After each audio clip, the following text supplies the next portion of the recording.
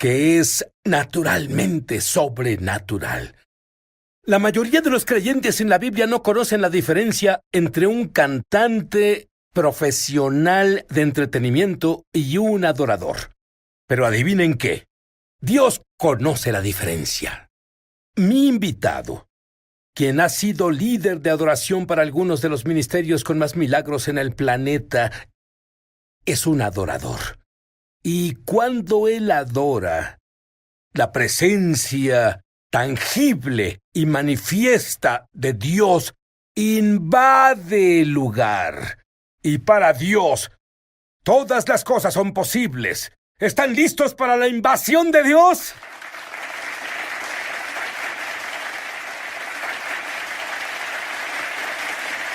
Quiero descubrir cómo Roy Field se convirtió en un portador de la presencia de Dios. Las cosas no comenzaron bien para Roy. A los 2, sus padres se divorciaron.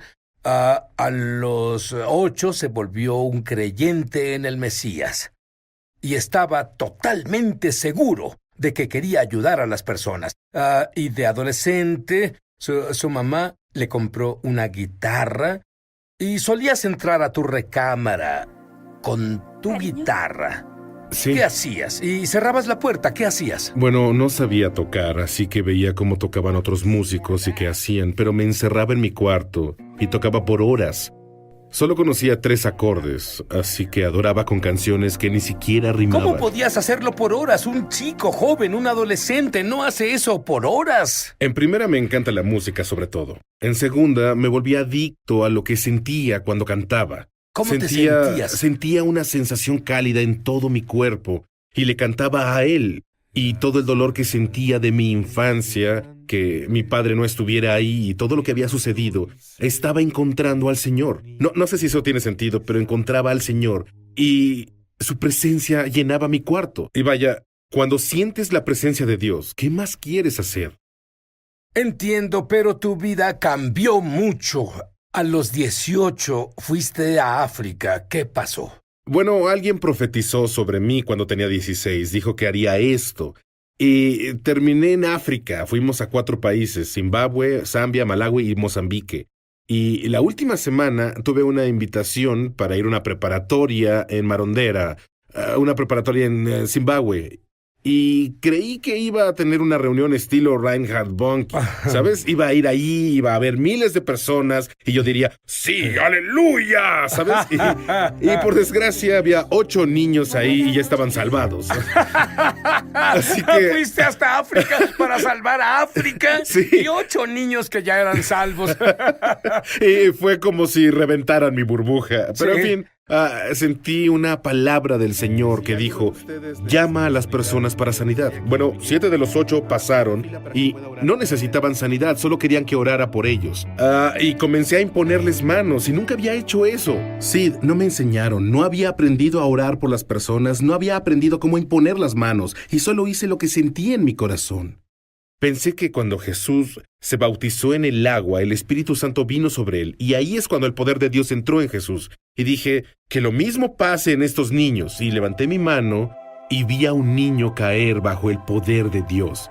Y honestamente hice esto, algo así. ¡Tengo el poder! En verdad, me sorprendió y comencé a imponerle manos a todos y cayeron. Entiendo que el grupo comenzó a crecer a más de 8. ¿Qué pasó? Así es, lo que pasó es que el último niño que no pasó, fui y oré por él. Estaba sentado en su silla, estaba muy avergonzado para levantarse. Fui y le tomé las piernas y oré por él. ¿Qué tenían en las piernas? Era su pie. Él tenía un pie torcido, él caminaba raro. Todos lo conocían y pensé, si esto no funciona, estoy en África, nadie me... La noche. Y luego predicaba al final de eso. Y no sé cómo decirlo, pero todo el aire cambió donde estábamos. Casi se podía sentir tal vez lo que Evan Roberts, por ejemplo, había sentido en 1904, el chico con el avivamiento en Gales y todo eso. Y vi alrededor y sabía qué es lo que Dios quería hacer en ese momento.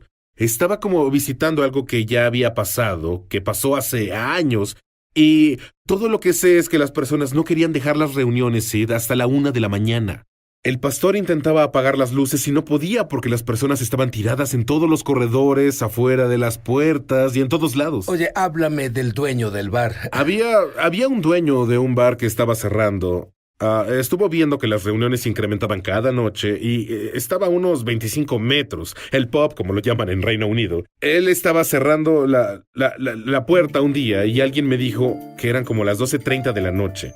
Él estaba cerrando la puerta y al voltear, vio personas salir tambaleándose de la iglesia. Y él estaba pensando... ¡Tengo competencia! Sí, en serio. Y se dijo, yo no serví a esos chicos. ¿Qué está sucediendo allá? Así que se corrió la voz. Y lo siguiente que sucedió es que una prostituta fue a la reunión. Ella solía ir a ese bar y por lo que estaba pasando en esas reuniones, ella fue al bar. Fue hacia dos chicos, no sé si los conocía o no, y ella dijo, dejen las copas, saben que si murieran hoy, terminarían en el infierno, ¿verdad? Y ellos dijeron sí. Y ella los tomó de la camisa, caminó con ellos 25 metros hacia el edificio y ambos cayeron de rodillas. Uno de los tipos confesó un homicidio, el otro chico le dio su vida a Cristo y ambos, según tengo entendido, van a la iglesia y se conectaron con Dios. Pero, ¿sabes? Existe lo falso y lo auténtico. Lo falso lo tiene el mundo. Embriágate con vino.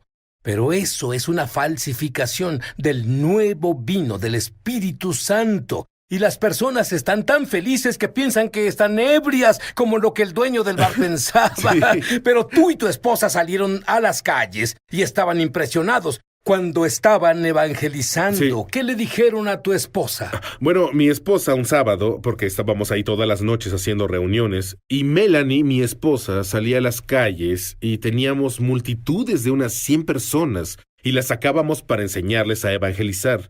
Y creo que 9 de 10 personas, escucha esto, 9 de 10 personas en Gales o son ateos o no creen en la iglesia. ¿Sí? Y ella caminaba hacia esas personas y ellos comenzaban a decirle, ellos no creían en absoluto. Entiendo. Y ellos decían, tuve un sueño de que ibas a venir a verme esta mañana y me hablarías de Jesús. En verdad, estuvimos tocando a muchas personas en las calles allá. Y esos sueños, ¿sabes? Escuchar eso era una confirmación de que estábamos haciendo lo que debíamos. Háblame de la mujer a quien le encantó tu canción sobre Los Ángeles, que también es mi canción favorita. Sí. La que se cayó del techo y se rompió la espalda. En el 2004, esa señora se cayó del techo y básicamente tomaba todo medicamento que imagines. Creo que eran Oxycontin, Darvocet, Percocet. Tenía tanto dolor que tuvo que irse de la reunión porque no habíamos orado por todos. Y su amiga, quien estaba impaciente, fue a verme y dijo, ¿por qué no ora por mi amiga? Esta reunión ha durado 4 horas. Y yo le dije, hacemos la adoración por 2 horas y luego predicamos. Y ella dijo, se va a ir. Y le dije, señora, ¿qué sucede? ¿Qué le pasa? Y ella dijo, siento mucho dolor. Tengo que irme. Si no tengo un milagro, no podré vivir así por mucho tiempo. Y la miré, sí. Supe por el Espíritu que Dios quería sanarla ahí y ahora. Y dije, señora, mire a mis ojos, le prometo que cuando ore por usted, Dios la sanará de inmediato. ¿Me cree? Y no sé, algo de lo que se dijo, ella me vio y sabía que me creía. Puse mis manos en su espalda y recuerdo que no había nadie ahí. Su amiga la veía incrédula. Puse mi mano en su espalda y dije, Jesús puede sanar esto. Dije, ordeno a los huesos, músculos, ligamentos y tendones que se alineen con la palabra de Dios en el nombre de Jesús. Y cuando hice eso, sus huesos comenzaron a tronar en mi mano, los de su espalda. Y ella hizo así, me miró y le hizo así. Y dijo, ¡oh, por Dios! Y dije, venga señora, vamos a caminar. Y ella comenzó a caminar y me dijo, ¿ahora qué hago? Sabes, no soy doctor, pero le prescribí algo. Y dije, tome 2 dosis de mi música y llámeme en la mañana. Ajá. La adoración para mí es la adoración reverente a Dios. No porque Él es Dios, sino porque quiero adorarlo, quiero amarlo. Yo no toco el piano, no toco ningún instrumento. ¿Es solo para ti o también para alguien como yo? Es para todos. Dios busca cada corazón, busca a alguien que lo adora en espíritu y en verdad. Así ¿Sabes qué me encanta hacer? Me encanta adorar a Dios en lenguajes sobrenaturales, en lenguas y hacer melodías para mí Dios. También. ¿Tú haces eso? Por supuesto. No sé dónde estaría sin eso, para ser honesto contigo. De acuerdo, háblame de hace unos días. Estabas en tu sala y Sí. algo fenomenal pasó. Eso pasa de vez en cuando. Estaba recostado en mi ¡Eso no es justo! Eso no me ha pasado a mí aún. Bueno, estaba recostado en mi sala y hay muchas veces en las que pienso en Dios y pienso en Él todo el tiempo. Y me encuentro en el suelo y me pierdo. No estoy en un estado de desesperación donde le pido que haga algo por mí. Y no estoy en un estado donde le digo, oh, gracias por todo lo que has hecho por mí. Estoy en un estado de Dios. Yo te amo. Eres absolutamente increíble. Y no sé qué haría sin ti en mi vida. Y ahí es donde voy, justo ahí. Y no tengo que estar en ningún ambiente. Puede ser donde sea. Solo lo amo. Cuando tenías 21, entrabas a la iglesia y el pastor te dio la llave y te encerrabas en la iglesia. Oh, ¿Qué es lo vaya. que hacías? Iba a sentarme al piano. Nadie estaba ahí, las luces estaban suaves y cuando lo hacía lo adoraba. Sabes, esos son mis años de juventud, de un joven al crecer y conectarme con él. Y al tocar el piano lo adoraba. Había ese momento en particular. Era un joven soltero, no estaba casado aún, me mudé de Nueva York a Florida y dije, Dios, estoy abierto para lo que sea que quieres hacer, mi vida es completamente tuya.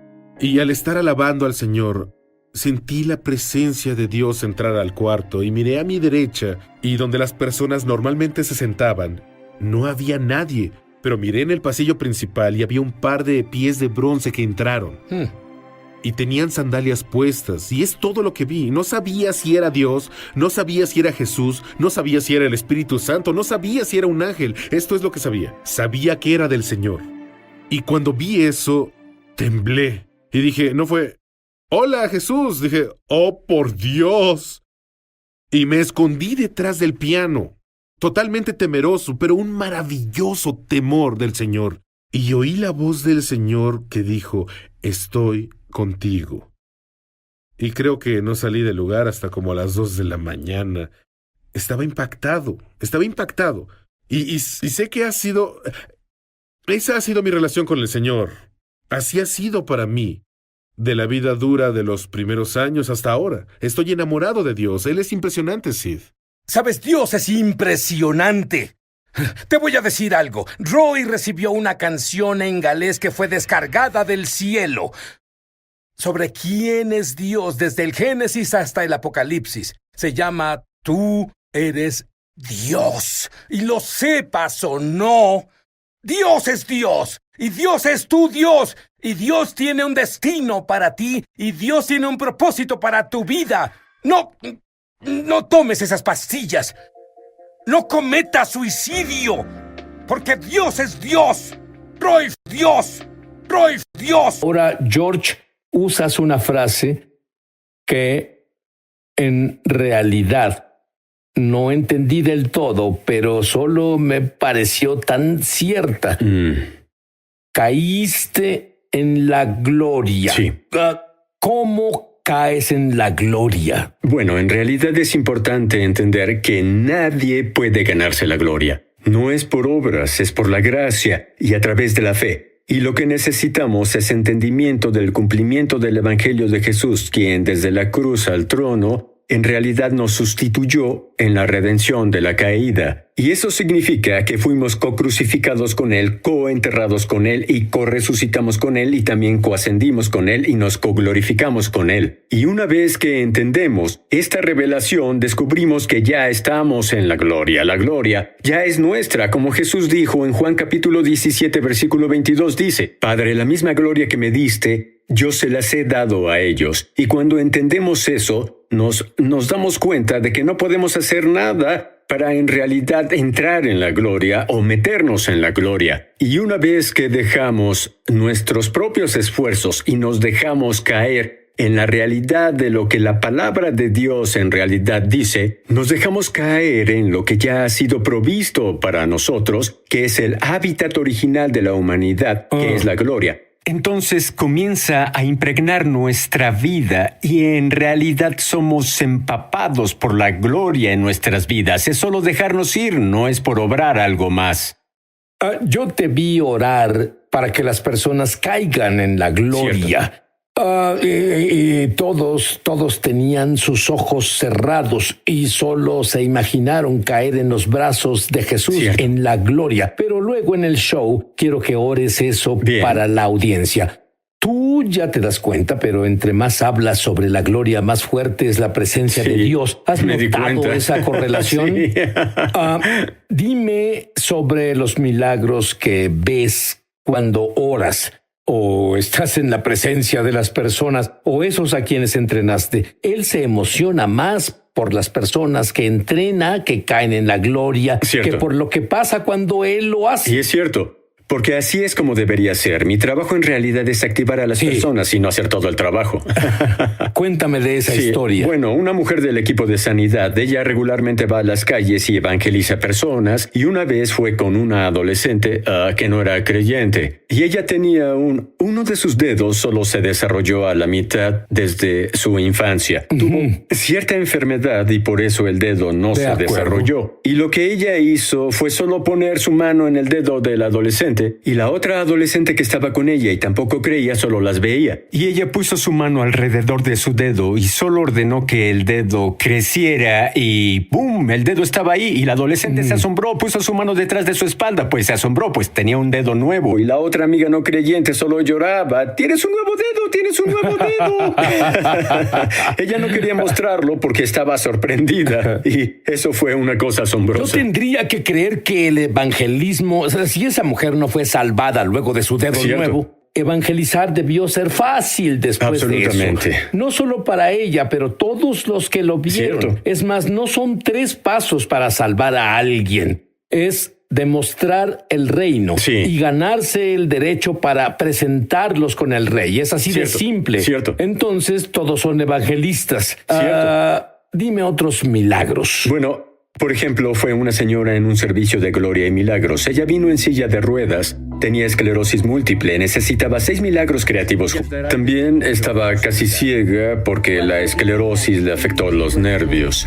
Tenía 6 cálculos biliares, tenía un tumor pulmonar, tenía diabetes, una pierna lesionada y estaba en la silla de ruedas por la esclerosis. Entonces la llamé a la reunión sin saber cuál era su condición y solo le pregunté que si estaba dispuesta a levantarse de su silla, cosa que hizo. Y el Señor sanó por completo la esclerosis y todas las otras cosas. Solo disolvió los cálculos biliares, disolvió el tumor pulmonar y la ceguera desapareció. Ella fue sanada por completo, lo que ya es un milagro poderoso, pero lo que pasó después fue que ella de inmediato comenzó a orar por otros con condiciones similares a las de ella. Por ejemplo, su vecina, también en una silla de ruedas, sufría esclerosis. Ella oró por su vecina y ella también salió de la silla. Aleluya. Sí. Eso es normal. Sí. Desearía que todos fueran normales. Sí. Amigo, desearía tener tiempo para cubrir todo esto que tengo en estas notas. Él ha visto cuartos en el cielo de los cuales ni he oído hablar. Déjame preguntarte porque picaste mi curiosidad.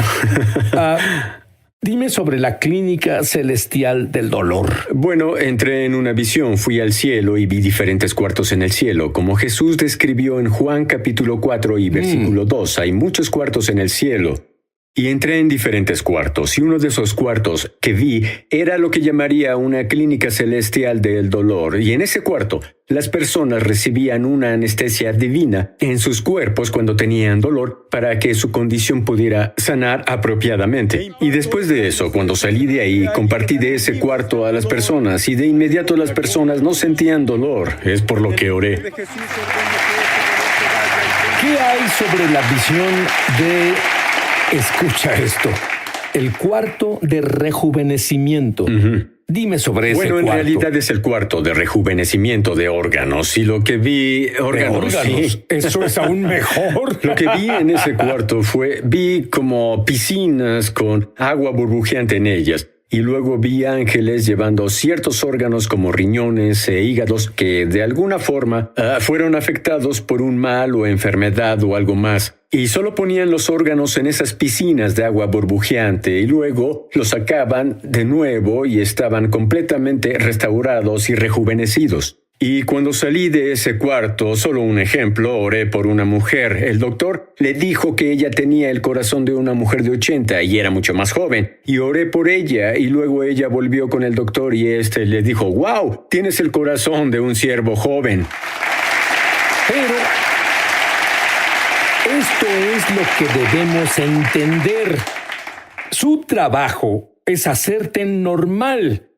Su trabajo no es para que lo pongas en un pedestal. Cierto. Su trabajo es que pongas a Jesús dentro de ti en un pedestal. Cierto. Ahora, cuando volvamos, George nos dirá una visión que tuvo de lo que vendrá en la gloria mayor. También orará para que caigas en la gloria. Y no me importaría que oraras por esos cuartos y esas imparticiones en nosotros como el cuarto del rejuvenecimiento de órganos. Volveremos. Ya volvemos a su regreso a su programa. Es Sobrenatural. Estoy con el doctor George Carl y él tuvo una revelación de lo que viene. Sí, en realidad estaba en un hotel en Florida hace unos meses y de pronto entré en una visión y vi una enorme ola de avivamiento que venía a la tierra. Y en realidad lo que vi, este futuro avivamiento será una combinación de 3 avivamientos mayores que vimos en los últimos 25 años. Y será una combinación en realidad de la pureza y el fuego purificador del Espíritu Santo, junto con milagros grandes y notorios del Espíritu Santo y junto con la libertad y liberación en el Espíritu Santo. Y vi en esa visión que será una combinación de esas 3 partes, pero al mismo tiempo será un nuevo movimiento sin precedentes de Dios, por supuesto. Y traerá la final, la más grande cosecha al activar y movilizar a los hijos de gloria alrededor del mundo. Pienso que eso será tan grande que si alguien te diría lo grande que es, no podríamos creerlo. Cierto. Estará más allá de toda comprensión. Cambiará el rostro del cristianismo en el mundo. Sí. Cambiará el rostro de la nación en la que nos estás viendo ahora. Sí. Yo quiero que ores para que caigamos en la gloria y por milagros. Me gusta cómo oras desde esa vez que te oí donde dices, cierra tus ojos e imagina. Cierto. Bien. Y ahora solo cierra tus ojos donde estés sentado o donde estés. Solo cierra tus ojos e imagina que el hábitat de la esfera de la gloria de Dios te pertenece a través de Cristo Jesús. Y ahora solo déjate caer en la esfera de la gloria. Solo deja fuera toda distracción, cualquier otro pensamiento o un segundo pensamiento. Todo, solo déjate caer justo en la realidad de lo que ya fue provisto. Solo déjate caer en la gloria ahora, ya que la gloria no está solo sobre ti, está dentro de ti y a tu alrededor y fluye de ti hacia afuera.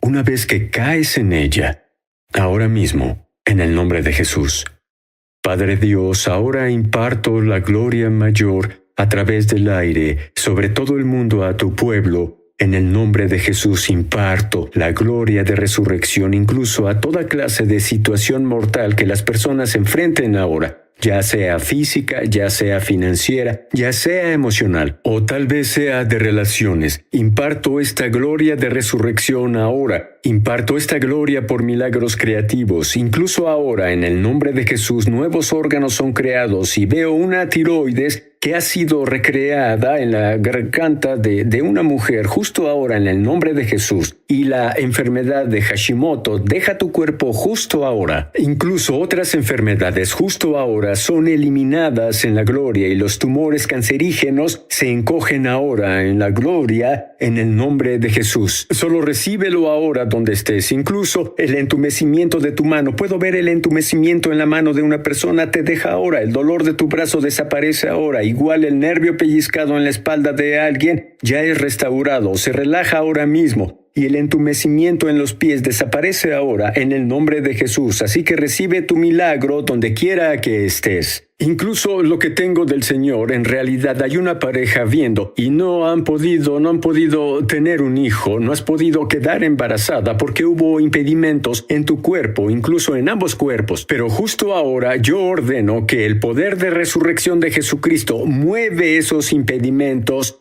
ahora, y justo ahora la vida volverá a sus órganos reproductivos. Solo quiero que Ve, es lo que tendrá.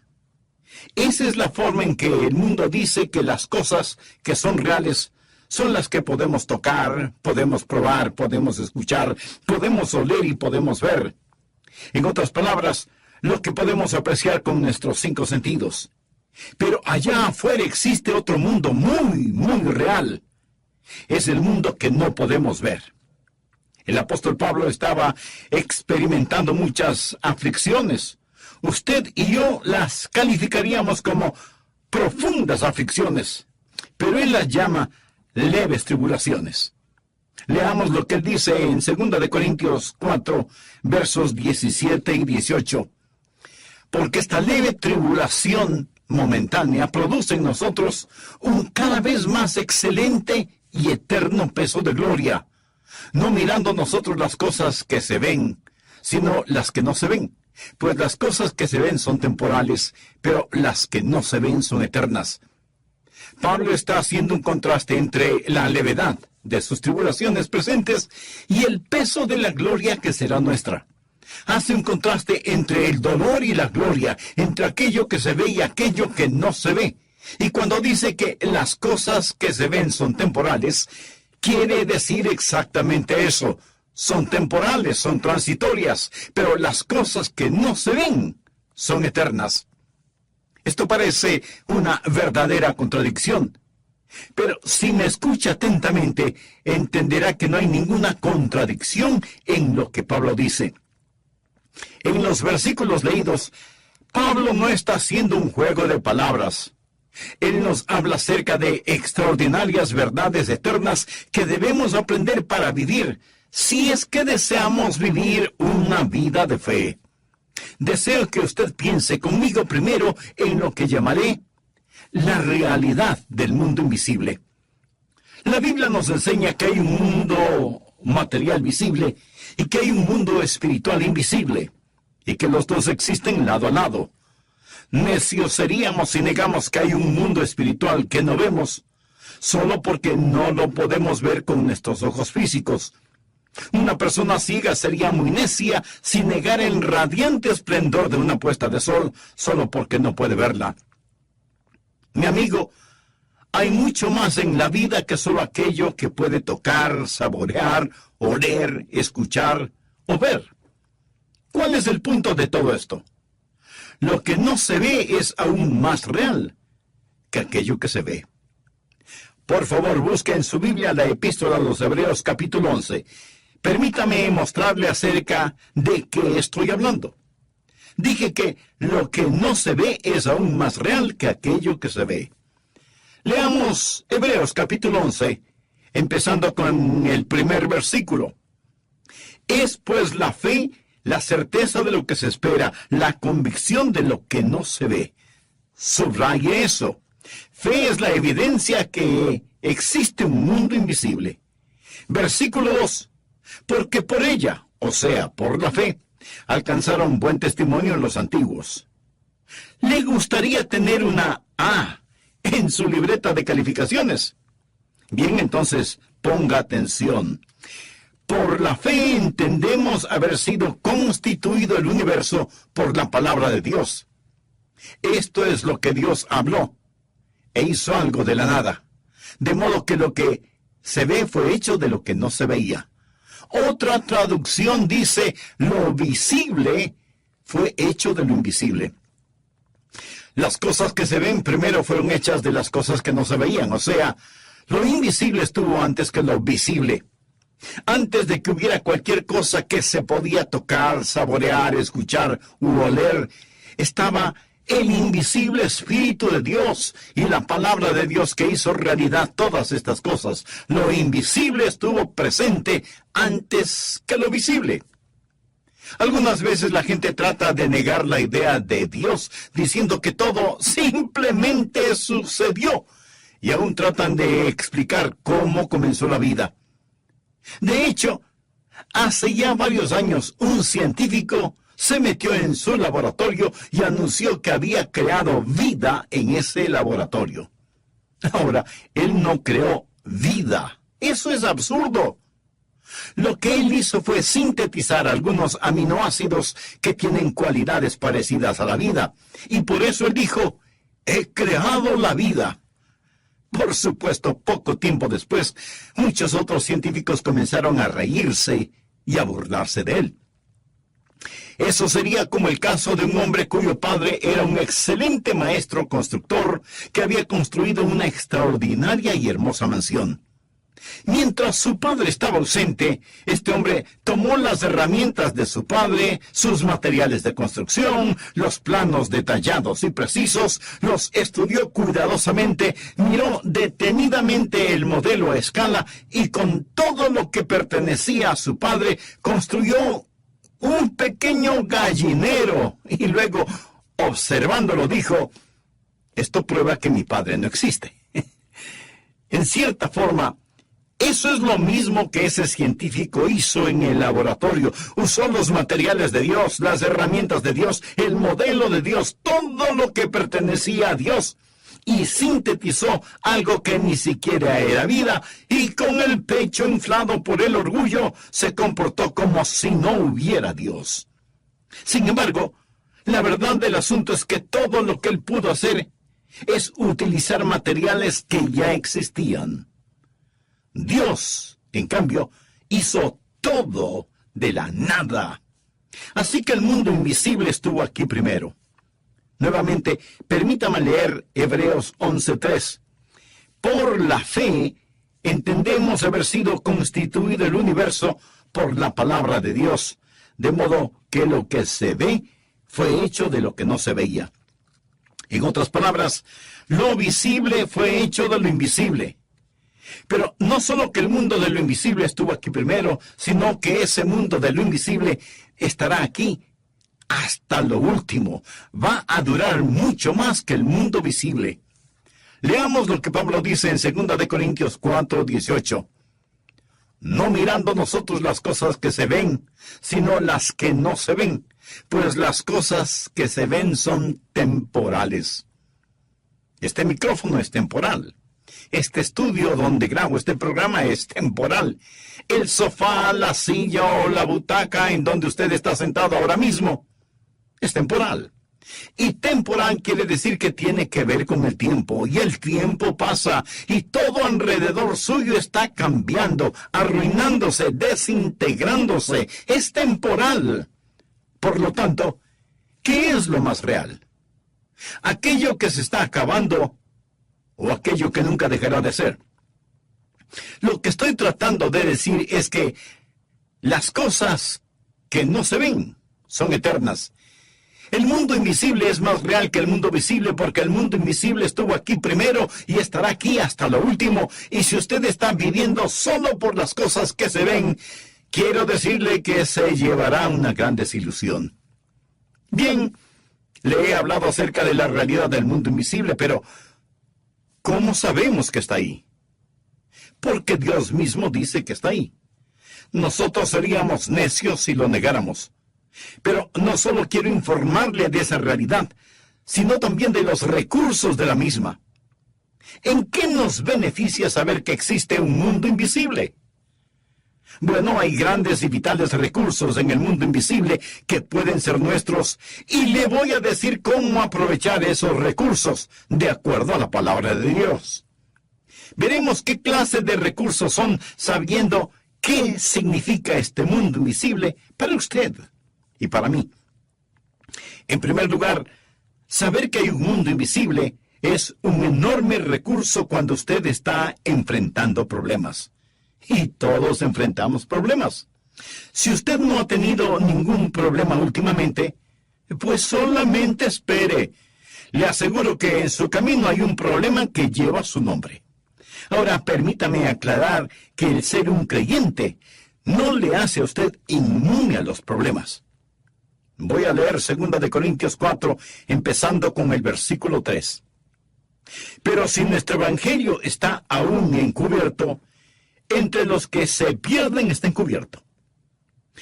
Ahora, la gente perdida no puede entender las cosas espirituales porque no tienen ni antena ni receptor espiritual para poder sintonizar la estación J-E-S-U-S, Jesús, en los cuales el Dios de este siglo, note aquí la palabra Dios, es con D minúscula, y se refiere a Satanás, quien es el Dios de este mundo, no a nuestro Dios todopoderoso. Sigue diciendo Pablo, en los cuales el Dios de este siglo cegó el entendimiento de los incrédulos para que no les resplandezca la luz del Evangelio de la gloria de Cristo, el cual es la imagen de Dios. Estas personas están ciegas, pero no en el sentido físico, sino en el sentido espiritual. ¿Quién las ha cegado? Pues Satanás, el Dios de este mundo. Él ha cegado las mentes de aquellos que no creen. ¿Por qué? Porque Satanás no quiere que la luz del glorioso evangelio del Señor Jesucristo, el cual es la imagen de Dios, brille sobre ellos. Sigamos con el versículo 5. Porque no nos predicamos a nosotros mismos, sino a Jesucristo como Señor, y a nosotros como vuestros siervos por amor de Jesús. Bueno, Pablo, si tú predicas a Jesús, Dios te va a bendecir. El mundo va a ser bueno contigo. Tú no tendrás ningún problema. Bien, solo hay que esperar y ver si eso es cierto. Porque Dios, que mandó que de las tinieblas resplandeciera la luz, es el que resplandeció en nuestros corazones, para iluminación del conocimiento de la gloria de Dios en la faz de Jesucristo. Pero tenemos este tesoro, esto es la gloria de Dios, en vasos de barro, para que la excelencia del poder sea de Dios y no de nosotros. Mi amigo, somos como vasos de barro y la única cosa que nos hace valiosos, o lo único bueno acerca de usted, o de mí, o de cualquier persona sobre esta tierra, es nuestra relación con Jesucristo, el tesoro que está en estos vasos de barro. Luego Pablo describe la dificultad en la cual se encuentra. Estamos atribulados en todo, mas no angustiados, en apuros, mas no desesperados, perseguidos, mas no desamparados, derribados, pero no destruidos. Pablo está diciendo, he sido derribado, pero no vencido, siempre me levanto, llevando en el cuerpo siempre, esto es, en este vaso de barro, por todas partes la muerte de Jesús, para que también la vida de Jesús se manifieste en nuestros cuerpos. Pablo dice, escuchen, no es a mí a quien persiguen, es a Jesús. Yo simplemente tengo a Jesús en este vaso de barro, y la razón por la que ellos siguen golpeando y persiguiendo a este vaso terrenal es porque en este vaso de barro hay un tesoro. Y en vez de atesorar este tesoro, ellos detestan este tesoro, y por eso me persiguen. Pero cuando soporto estos golpes, los soporto solo por Jesús, quien soportó golpes por mí. Llevo en mi cuerpo la muerte de Jesús porque Él murió por mí. Y cuando reacciono con amor, con sabiduría, cuando reacciono con valentía y gentileza, ¿qué es lo que ellos ven? Cuando el vaso de barro es roto, ellos ven resplandecer a Jesucristo. Ellos ven ese tesoro cuando el vaso terrenal es roto. Pablo textualmente dice, llevando en el cuerpo siempre por todas partes la muerte de Jesús, para que también la vida de Jesús se manifieste en nuestro cuerpo. La gente verá a Jesús en usted si frente a los problemas, angustias, penas y dolores, usted reacciona como un creyente debe hacerlo. Notemos lo que Pablo dice en los versículos 11 y 12. Porque nosotros que vivimos, siempre estamos entregados a muerte por causa de Jesús, para que también la vida de Jesús se manifieste en nuestra carne mortal, de manera que la muerte actúa en nosotros y en vosotros la vida. Lo que Pablo está diciendo es, mientras más muero a mí mismo, estoy mucho más dispuesto a soportar sufrimientos por Jesucristo, y así su vida brilla mucho más en mí. Pero teniendo el mismo espíritu de fe, conforme a lo que está escrito, creí, por lo cual hablé. Nosotros también creemos, por lo cual también hablamos, sabiendo que el que resucitó al Señor Jesús, a nosotros también nos resucitará con Jesús y nos presentará juntamente con vosotros. Pablo dice, escuchen, yo creo lo que creo y por lo tanto digo lo que digo. Yo puedo morir, ellos pueden matarme, pero yo sé que el mismo Dios que levantó a Jesús me levantará también a mí y le levantará también a usted, y juntos nos presentaremos a Jesús. Luego Pablo nos informa por qué sufre. Porque todas estas cosas padecemos por amor a vosotros, para que, abundando la gracia por medio de muchos, la acción de gracia sobreabunde para gloria de Dios. Por tanto, no desmayamos, o sea, no nos daremos por vencidos. Antes, aunque nuestro hombre exterior se va desgastando, el interior, no obstante, se renueva de día en día. Bueno, Pablo, ¿cómo haces eso? ¿Qué es lo que te motiva? ¿Qué es lo que te mantiene en movimiento? ¿Cómo es que puedes sufrir así? Casi te ahogas en el Mediterráneo, te azotaron muchas veces con el látigo, te apedrearon hasta creerte muerto, luego pasaste hambres y sufrimientos en una prisión. Pablo, ¿cómo pudiste soportar todo esto? Mi amigo, la respuesta la tenemos en los versículos 17 y 18. Porque esta leve tribulación momentánea produce en nosotros un cada vez más excelente y eterno peso de gloria, no mirando nosotros las cosas que se ven, sino las que no se ven, pues las cosas que se ven son temporales, pero las que no se ven son eternas. Ahora, cuando usted tiene problemas, especialmente por permanecer firme por el Señor Jesucristo, es mejor que usted mire hacia otro mundo. Es mejor que tenga su mirada fija en las cosas que no se ven, porque si lo hace así, Dios le dará fuerza sobrenatural y marchará al son de diferente música. Tome en cuenta que Pablo estaba perplejo. Él no lo entendía todo. Él dice que nosotros también estamos perplejos y atribulados.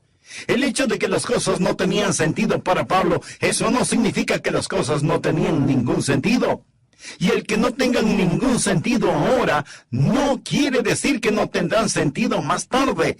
Pablo dice, no lo entiendo, pero miro hacia las cosas que no se ven. Y aquí la palabra griega para mirar literalmente significa ver con fijeza, intensamente. Y Pablo miraba con fijeza aquellas cosas que otras personas no podían ver. Me encanta una de las cosas que dijo Corrie ten Boom. Mira a tu alrededor y te desalentarás.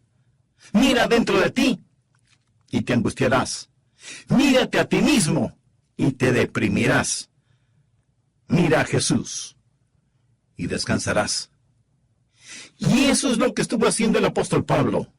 En tiempos problemáticos es necesario ver un mundo invisible. Pero no solo en tiempos problemáticos, sino también cuando usted tenga temor, necesita ver ese mundo invisible. Es cierto. A veces las cosas que vemos nos producen miedo, recelo, desconfianza, pero también lo que vemos puede ser fuente de alegría. Pero las cosas que no vemos también pueden provocar en nosotros tanto temores como alegrías. La Biblia dice, el principio de la sabiduría es el temor a Jehová. Y parafraseando ese versículo, bien podríamos asegurar que el principio de la alegría es el tener a Jehová. Para todos y cada uno de ustedes hago llegar mi cordial saludo de bienvenida a nuestro programa El Amor que Vale. Por favor, busquen en el Antiguo Testamento el 2º capítulo del libro de Reyes, desde el versículo 8. Tenía el rey de Siria guerra contra Israel, y consultando con sus siervos dijo, en tal y tal lugar estará mi campamento. Y el varón de Dios envió a decir al rey de Israel, mira que no pases por tal lugar, porque los sirios van allí. Entonces el rey de Israel envió a aquel lugar que el varón de Dios había dicho, y así lo hizo una y otra vez con el fin de cuidarse. Y el corazón del rey de Siria se turbó por esto, y llamando a sus siervos les dijo, ¿no me declararéis vosotros quién de los nuestros es del rey de Israel? Entonces uno de los siervos dijo, no, rey señor mío, sino que el profeta Eliseo está en Israel, el cual declara al rey de Israel las palabras que tú hablas en tu cámara más secreta. Aquí había una fuga de información, porque Eliseo estaba sintonizado con el cielo en un mundo invisible. Sigamos con la lectura del relato bíblico. Y él, o sea, el rey de Siria, dijo, id y mirad dónde está, para que yo envíe a prenderlo. El rey quería arrestar a Eliseo. Y le fue dicho, he aquí que él está en Dotán. Entonces envió el rey allá gente de a caballo y carros y un gran ejército, los cuales vinieron de noche y sitiaron la ciudad. Y se levantó de mañana y salió el que servía al varón de Dios. Aquí se refiere al siervo de Eliseo. Y he aquí el ejército que tenía sitiada la ciudad, con gente de a caballo y carros. Entonces su criado le dijo, ¡ah, señor mío, qué haremos! Él le dijo, no tengas miedo, porque más son los que están con nosotros que los que están con ellos. Por favor, subraye la frase, no tengas miedo. Al respecto, alguien alguna vez informó que 365 veces en la Biblia, o sea, una vez por día, Dios ha dicho, no temáis, no tengan temor, o expresiones equivalentes para cada día del año. Y oró Eliseo y dijo, te ruego, oh Jehová, que abra sus ojos para que vea. Ahora, este joven criado de Eliseo probablemente ni siquiera usaba lentes todavía. Yo comencé a usarlos desde que cumplí 42 años de edad. Pero aquí estamos hablando de un hombre joven, siervo de Eliseo. Y oró Eliseo y dijo, te ruego, oh Jehová, que abra sus ojos para que vea. Entonces Jehová abrió los ojos del criado. No sus ojos físicos, sino sus ojos espirituales, y miró. Y he aquí que el monte estaba lleno de gente de a caballo y de carros de fuego alrededor de Eliseo. El enemigo tenía sus soldados, y Dios tenía sus soldados. Pero el punto que deseo que usted entienda es este. Cuando usted tiene temor y el diablo le ha intimidado y grita contra usted, entonces usted necesita entender que el ángel del Señor acampa alrededor de los que le temen y los defiende. Necesitamos entender que hay un ejército invisible allá afuera, alrededor suyo y alrededor mío. El ángel del Señor acampa alrededor de los que le temen. Anota el siguiente versículo, Salmo 68, 17. Los carros de Dios se cuentan por veintenas de millares, y Dios está en medio de ellos. Lo que necesitamos hacer cuando tenemos temor es orar y decir, Señor, abre mis ojos, ayúdame a ver que tú estás conmigo. Tantas y tantas veces que estamos en peligro, y ni siquiera lo sabemos. Tantas y tantas veces Dios habrá enviado un ángel protector para que nos levante, para que nos cuide. Una vez yo enfrenté un muy serio peligro, y ese peligro pasó. Pero cuando estuve en ese muy serio peligro físico, yo me refugié en la palabra de Dios y leí, no moriré, sino que viviré, para dar testimonio del evangelio de la gracia de Dios. Dios es un Dios bueno, Él protege a los suyos. Y si en tiempos problemáticos nosotros solo pudiéramos ver, si pudiéramos ser como el apóstol Pablo y decir, Señor, muéstrame las cosas que son eternas, Si nosotros en tiempos de temor y persecución pudiéramos decir, Señor, abre mis ojos para que pueda ver los ángeles que acampan a mi alrededor, protegiéndome. Nadie puede tocarnos. Ninguna cosa puede tocarnos, excepto que venga a través del ángel de Dios primero. Y si Dios lo permite, Él lo permitirá para su bienestar y para su gloria. En tiempos de tentación, si alguna vez es tentado, y le puedo asegurar que será tentado, usted necesita ver el mundo invisible. Volvamos al capítulo 11 de Hebreos. Este es el gran capítulo de la fe. Y en el versículo 1 leemos, es pues la fe, la certeza de lo que se espera, la convicción de lo que no se ve. ¿Puede ver eso? Teniendo esta declaración en mente, leamos los versículos 24 y 25. Por fe Moisés, hecho ya grande, rehusó llamarse hijo de la hija del faraón, escogiendo antes ser maltratado con el pueblo de Dios, que gozar de los deleites temporales del pecado. Ahora debemos entender que Moisés pudo haber tenido riquezas increíbles, pudo haber vivido en lujosos estilos de vida, él pudo haber experimentado cada placer y pecado que el mundo puede ofrecer. Él pudo haber sido el emperador de la más poderosa nación sobre la tierra, pero él lo rechazó todo eso. La Biblia dice, rehusó llamarse hijo de la hija del faraón, escogiendo antes ser maltratado con el pueblo de Dios que gozar de los deleites temporales del pecado, teniendo por mayores riquezas el vituperio de Cristo que los tesoros de los egipcios, porque tenía la mira puesta en el galardón. Quiere decir que él miró hacia lo final. Él vio la conclusión de todo el asunto. Por la fe dejó Egipto, no temiendo la ira del rey. Ahora preste atención a la siguiente frase. Porque se sostuvo como viendo al invisible. Una vez más, vemos que en tiempos problemáticos hay que ver lo invisible.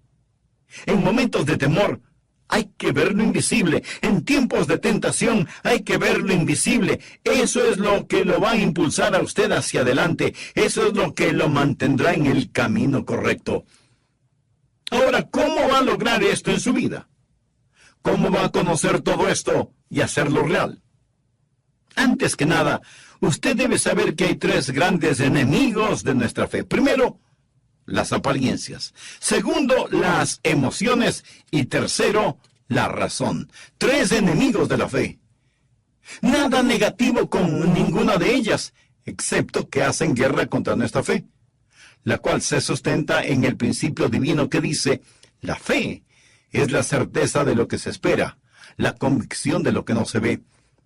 Las apariencias pueden ser un gran enemigo de la fe, porque usted bien sabe que las apariencias engañan. ¿Y qué es la esperanza? Permítame darle una definición de esperanza. Hebreos dice que la fe es la certeza de lo que se espera. Esperanza es la unión de la anticipación y la seguridad. Fe es la evidencia de la anticipación unida a la seguridad. Esperanza significa que hay algo que anticipamos va a suceder y es una anticipación llena de gozo. La esperanza significa la anticipación que, unida a la seguridad, está basada en las promesas divinas. La palabra de Dios, tenemos esperanza, y fe es la sustancia que la hace real. Muchas veces queremos ver algo. Queremos algo que podamos tocar, algo que podamos sentir. Recuerda al apóstol Tomás. Él dudó que Cristo hubiera resucitado y fracasó en su fe debido a que él rehusó el vivir por sobre el nivel visual de la vida. Anota el margen Juan 20:25. Le dijeron pues los otros discípulos, al Señor hemos visto. Él les dijo, si no viere en sus manos la señal de los clavos, y metiere mi dedo en el lugar de los clavos, y metiere mi mano en su costado, ¿no creeré? Aquí tenemos a un hombre cuya fe fue obstaculizada por su deseo de ver. Simón Pedro aprendió que no se debe vivir de esta manera. En 1 de Pedro 1:8 habla de Jesús y dice: aquí amáis sin haberle visto, en quien creyendo, aunque ahora no lo veáis, os alegráis con gozo inefable y glorioso. Permítame contarle una experiencia que tuve hace algunos años atrás. Había estado predicando en una cruzada de avivamiento en la Florida, y el sábado por la noche tuvimos un culto glorioso. Dios nos bendijo en aquella pequeña iglesia. Luego tuve que regresar al Fuerte Pierce, en donde era pastor. Yo iba manejando mi pequeño escarabajo Volkswagen cuando se acabó la gasolina del carro en medio de un camino vecinal muy oscuro, muy cerca a los pantanos de la Florida. Había mucha humedad, mucha oscuridad, y estaba lloviendo. Y yo pensé cuán paradójico era mi situación. Un poco antes había estado en una gran cruzada de avivamiento, y ahora me encontraba en un camino solitario, a kilómetros de quién sabe dónde, sin gasolina en el carro, lloviendo torrencialmente, y sin que nadie sepa en dónde estaba. ¿Qué debía hacer? Me encontraba tan lleno del Espíritu de Dios, me sentía en un estado de avivamiento, y Dios era tan real para mí que solo dije: bueno, Señor, voy a orar.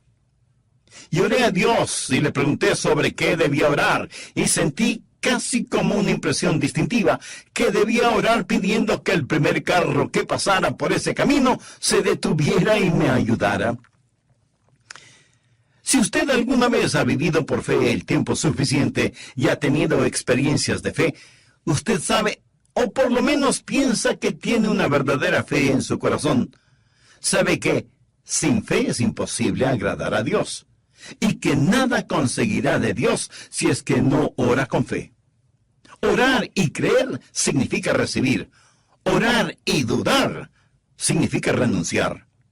Por lo tanto, usted debe orar en fe y con fe. Después de orar, vi un carro viniendo por ese solitario camino en el sur de la Florida, en medio de torrencial lluvia, y comienza a detenerse lentamente. Y yo pensé: es maravilloso cómo Dios contesta la oración. Bajé el vidrio de la ventanilla